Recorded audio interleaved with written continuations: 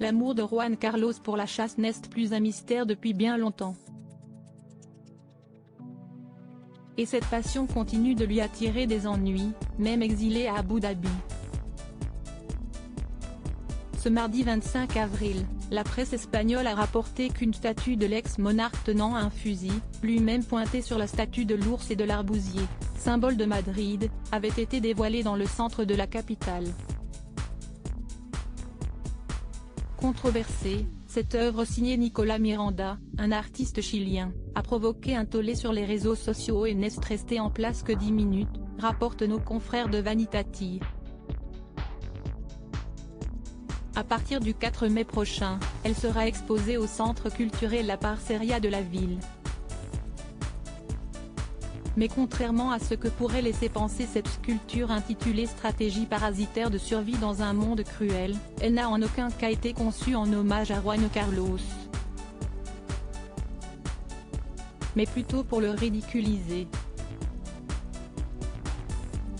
L'idée de Nicolás Miranda est en effet de rappeler l'un des épisodes les plus controversés des dernières années du souverain à la tête de la monarchie espagnole.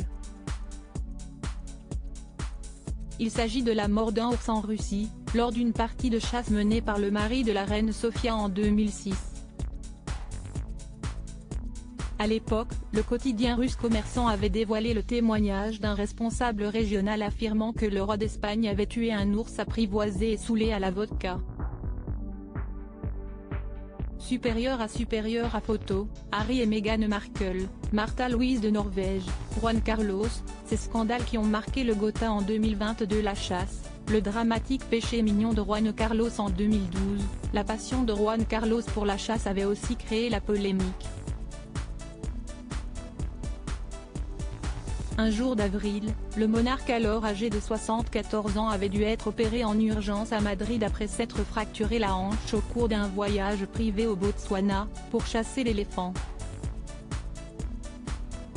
L'histoire avait fait le tour du monde et irrité particulièrement les Espagnols, car le souverain qui disait ne pas dormir à cause du taux de chômage chez les jeunes, avait jugé bon de s'offrir un luxueux safari, dont le coût avoisinait les 37 000 €. Dans le documentaire Espagne, une monarchie au bord du précipice, diffusé fin décembre 2022 sur W9, l'historien Benoît Pellitrandi avait évoqué cet événement comme un tournant dans le règne de Juan Carlos. Car en plus de s'être autorisé un loisir au coût indécent, le roi se trouvait avec sa jeune maîtresse, Corina Larsen.